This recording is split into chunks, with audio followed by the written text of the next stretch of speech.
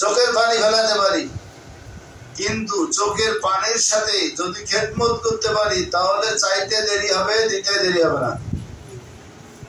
চাইতে দেরি হবে, দিতে দেরি হবে না। আসলে আমরা করি কি, চোখের পানি ফেলি, আমার শক্তি আছে, আমার সামর্থ্য আছে, আমি দিই না। এমনটা একটা আমাদের অবস্থা এসে দাঁড়িয়ে গেছে।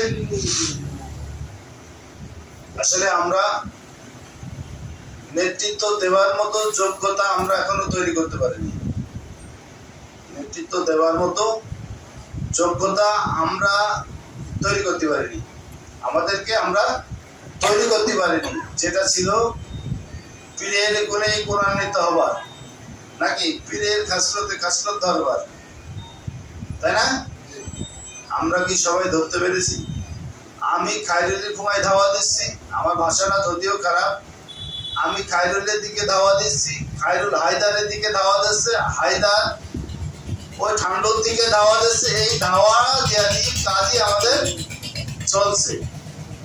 বিষয়টা ছিল আমরা একটা হুকুম পেলে সেই হুকুমটা জানানোর চেষ্টা করি, অথচ সেই হুকুমটা জানানোর পরে দেখা যায় অনেক ইউনিয়ন সভাপতি আছে, তাদের ইউনিয়নে কোনো লোকের বলেই না, কোনো লোকের বলেই না। অথচ সেই ইউনিয়নের কাছে খবর নিলে ভাই দিস, আসলে জানাইনি, সে দেবে কোত্থেকে?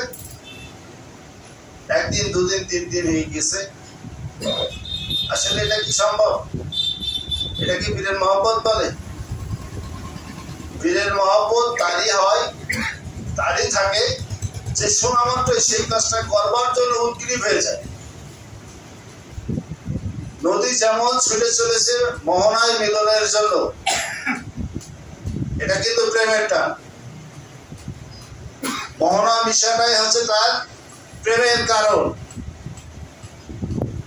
মুর্শিদ হুকুম দিয়েছে, সেই দিকে আমরা কর্মকাণ্ড না করে আমরা নিজেদের কর্মকাণ্ডকে প্রাধান্য দেওয়ার চেষ্টা চালিয়ে যাচ্ছি। তাহলে আসলে কি সেটা হচ্ছে? তাই সর্বপ্রথম অনেকে এই বিষয়টা বলেছেন, আত্মদর্শনের শব্দ দর্শন, মান আরাবা নাত্রু অর্থাৎ ধোকাদার আব্বাও সব ঠিক আছে। এখানে সর্বোপরি একটা বিষয়, সেটা হচ্ছে যে আমি আমার মুর্শিদকে সর্বোচ্চ মহব্বত করার চেষ্টা করব, পীরের হুকুমটা শতভাগ বাস্তবায়ন করব। সেই লোককে যা যা করে না আমাদেরকে করতে হবে। আমরা যদি সেটা করতে পারি তাহলে আমরা সফল পাবো, এতে কোনো সন্দেহ নেই। তাই বিশেষ করে আমি কেবলাচারের আদর্শের পরে প্রতিষ্ঠিত হতে পারিনি, তাহলে আমার কথা শুনে কেবলাচারের মহব্বত কারো অন্তরে পয়দা হবে না, হবে কি? হওয়া সম্ভব নয়। যে নিজে প্রতিষ্ঠিত হতে পারেনি সে আরেকজনকে প্রতিষ্ঠিত করতে পারে না, আর এটা বলাও মানায় না। তা আমরা যারা দায়িত্বে আছি আমরা সবাই প্রতিষ্ঠিত হতে পারিনি, এটা আমারই ব্যর্থতা। কারণ আমি যদি ভালো হতাম তাহলে আপনারা সবাই আমার কথা শুনতেন, আমি যে হুকুমটা দিতাম আপনারা সেই হুকুমটা মানতেন। আর যদি ব্যক্তিগত হুকুম দিতাম, ব্যক্তিগত হুকুম যদি আপনাদেরকে মানাতাম, তাহলে তো বোঝাই যেত যে আপনারা পীরের হুকুম অবশ্যই বেশি করে মানতেন।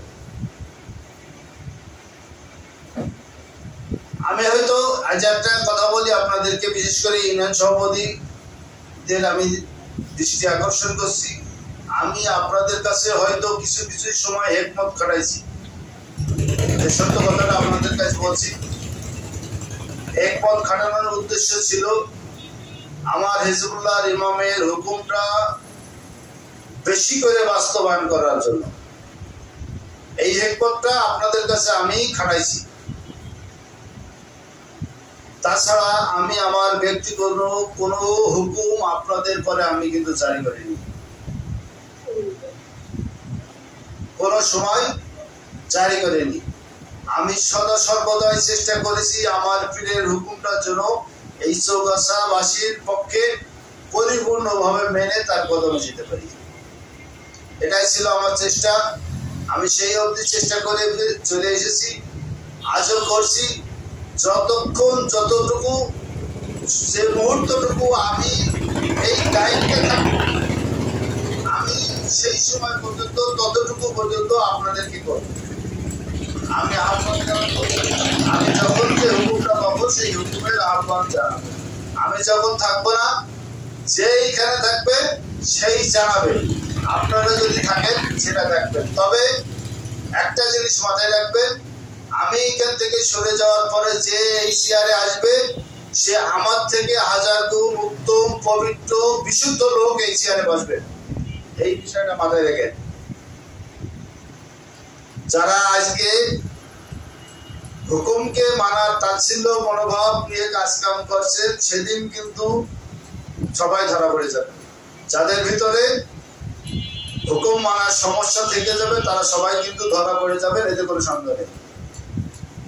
আজ হয়তো আমি মানবিক কারণে হোক, আপনাদের প্রতি দুর্বল হোক, আর সেই যেটাই ভেবে নেন না কেন আপনারা দিতে পারেন, হয়তো সেই কারণে আমি আপনাদেরকে ছাড় দিচ্ছি। কিন্তু আগামী দিন, আগামী মুহূর্ত কিন্তু সেটা আর সম্ভব হবে না। এটা মাথায় রেখেন। মাঠে ময়দানে যে কর্মকাণ্ড আসবে হুকুমের কর্মকাণ্ড, আমার হুকুম কোনো কর্মকাণ্ড নয়। হিজবুল্লাহর ইমামের যে কর্মকাণ্ড আসবে সেই কর্মকাণ্ড বাস্তবায়ন করতে হবে। আর সেটা যদি আমরা না করতে পারি তাহলে আমরা কিন্তু ব্যর্থ হয়ে যাবো।